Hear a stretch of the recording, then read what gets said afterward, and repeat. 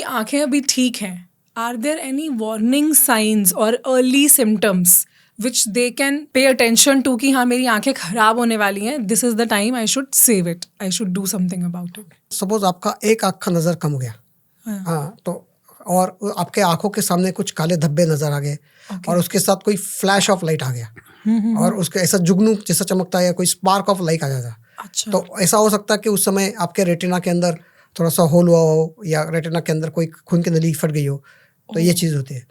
एक साइड का नज़र कम हो गया, इसका मतलब कोई आपकी जो खून की नली है वो बंद हो गई हो। दूसरा चीज़, आपका आँख रेडनेस पेन वाटरिंग तो था, लेकिन उसके साथ नज़र कम हो रहा है, इसका मतलब उसको यूवेटिस या ग्लूकोमा जैसी बीमारी भी हो सकती है। यदि आपके घर में डायबिटीज़ है और आपने कभी डायबिटीज़ का चेकअप नहीं किया है और आपके घर में ग्लूकोमा है और आपने आँखों के डॉक्टर के पास ग्लूकोमा का चेकअप नहीं किया, तो ऐसे समय में यदि आपको आँख दर्द चालू हो जाए तो उस समय में आपको तुरंत अर्जेंट जाना चाहिए। बहुत बार यदि केमिकल इंजरी होगी या ट्रॉमा हो गया तो उस समय बहुत इंपॉर्टेंट है। आपके माध्यम से सब लोगों को बताना चाहता हूँ कि सबसे वर्स्ट इंजरी टोबैको च्यूअर्स की वजह से होती है, और ये टोबैको च्यूअर्स कुछ एक नली के जैसा एक चूना लेके घूमते हैं और वो चूना बच्चों लोग उससे साथ खेलते हैं और नली को ऐसे दबा देते हैं, और हमने बहुत से बच्चों का देखा है दोनों आँख में वो चूना चला गया है, दोनों आँख की जो कॉर्निया है वो पूरी मेल्ट हो गई है और बच्चों की जन्म तक उसका वापस रिप्लेसमेंट होना बहुत मुश्किल है।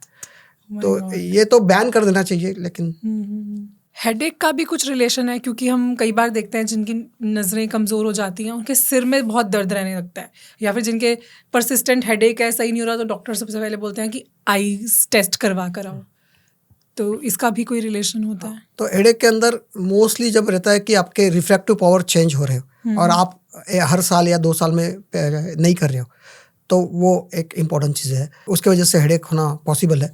दूसरा चीज़, आपके मसल पावर आँखों के वो कम हो गए, तो वो मसल जिस तरह से एक्ट करना चाहिए तो वो नहीं होता है, और ये हेडेक जो होता है ये शाम को ज़्यादा होता है, जैसा पूरे दिन भर आपने यूज़ किया और थोड़े से आगे के हिस्से में, फ्रंटल साइड में हम बोलते हैं उसको, तो वो हिस्सों में ये हेडेक ज़्यादा होता है। तो ऐसे, और कभी कभी यदि आपका हेडेक के साथ यदि आपका नज़र कमज़ोर हो गया, इसका मतलब शायद आपका बीपी भी बढ़ गया। तो ये आपके बीपी की वजह से आपके जो नस है उसके ऊपर कुछ चेंजेस हो रहे हैं और आपका हेडेक भी हो रहा है और आपका नज़र कम हो गया। बच्चों में जो सिम्टम्स होते हैं उसमें मेनली अगर कोई बच्चा स्कूल में अच्छा परफॉर्म नहीं कर पा रहा है, पढ़ाई में अच्छा नहीं है, या उसको आउटडोर एक्टिविटीज़ में थोड़ा कम इंटरेस्ट आ रहा है, या कोई दूर की चीज़ या टीवी देखने के वक्त वो एकदम पास चला जाता है टीवी के, या कोई आंख स्क्वीज करके छोटी करके आंख देखता है या फेस टर्न करके देखने की कोशिश करता है, अगर ऐसा कोई सिम्टम्स है, साथ में कभी कभी वो हेडेक का भी कंप्लेन करते हैं, ऐसा कुछ सिम्टम्स होता है, तो डेफिनेटली पेरेंट्स ने उनको ऑप्थेल्मोलॉजिस्ट यानी आई स्पेशलिस्ट के पास चेकअप करवाना चाहिए, क्योंकि ये सब सिम्टम्स के बहुत सारे कारण हो सकते हैं। सबसे कॉमन कारण बच्चों में चश्मा का पावर होता है। चश्मा का पावर होने से ये सब सिम्टम्स आते हैं।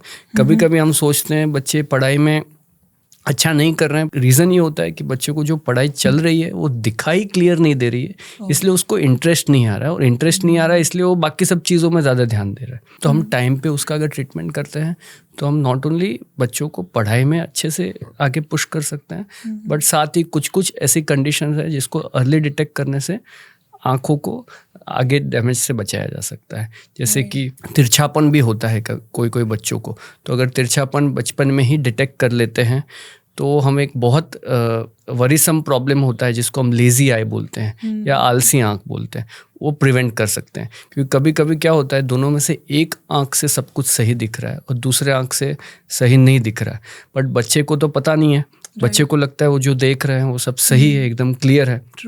और कभी जब वो थोड़े बड़े हो जाते हैं फिर समझो चेकअप करवाया तो चेकअप के वक्त पता चलता है कि एक आंख में नज़र सही है, दूसरे आंख में स्ट्रक्चरली आंख सही है बट फिर भी नज़र कम रह गई है। और वो लेजीनेस की जो भी ट्रीटमेंट होती है वो यंगर एज में 8 ईयर्स के पहले अगर किया गई तो बहुत अच्छा रिजल्ट आता है, and the lazy eye can become like a normal eye. ये जो आपने साइंस बताया कि अगर ये सारे सिम्टम्स बच्चा शो कर रहा है तो दैट मीन्स उसे हमें आई चेकअप के लिए ले जाना चाहिए। बट अगर कोई पेरेंट्स नहीं चाहते कि बच्चा इस स्टेज तक भी पहुंचे और पहले ही हम एक प्रिवेंटिव केयर लेके चलें, तो फिर कितना फ्रिक्वेंटली उन्हें बच्चों को लेके जाना चाहिए एक आई स्पेशलिस्ट के पास for a general hygiene eye checkup? Generally मैं एडवाइस करता हूँ कि हर बच्चे का बर्थ के बाद फर्स्ट ईयर ऑफ लाइफ में एक चेकअप तो कंपलसरी होना चाहिए, ओके, इरिस्पेक्टिव ऑफ कि उनको कोई प्रॉब्लम है या नहीं है। फिर सेकेंड चेकअप उनका प्री स्कूल एज यानी 3.5 ईयर्स की एज में होना चाहिए। ओके, उसके बाद का चेकअप आपको डॉक्टर के एडवाइस के अनुसार, या फिर जब भी क्लासरूम की साइज़ बढ़ जाती है तो दूर की चीज़ें देखने का प्रॉब्लम उस वक्त ज़्यादा अच्छे से समझ में आता है, तो वो एज में एक होना चाहिए। और उसके बाद ईयरली चेकअप, एनुअल चेकअप, ठीक है। अगर कोई बच्चे को ये चेकअप्स में कोई प्रॉब्लम डिटेक्ट होता है तो एवरी 6 मंथली चेकअप करने के लिए जनरली हम एडवाइस करते हैं। सो इतना अगर फ्रीक्वेंट जो आपने बताया frequency, 1 year, 3 years, 6 years and then annually. I hope you guys have noted this down because this was very important. Sir, in case of adults, कितना frequent eye checkup होना चाहिए from the point of view कि people just want to preventive eye care के perspective से? यदि आपको कोई symptoms नहीं है, कोई चश्मा नहीं है, कोई डायबिटीज नहीं है, आपके घर में कोई ग्लोकोमा नहीं है, Right. तो आप हर 2 या 3 साल में करा सकते हैं। लेकिन इसमें से कोई भी एक चीज़ हो तो आपको हर साल में कराना पड़ेगा।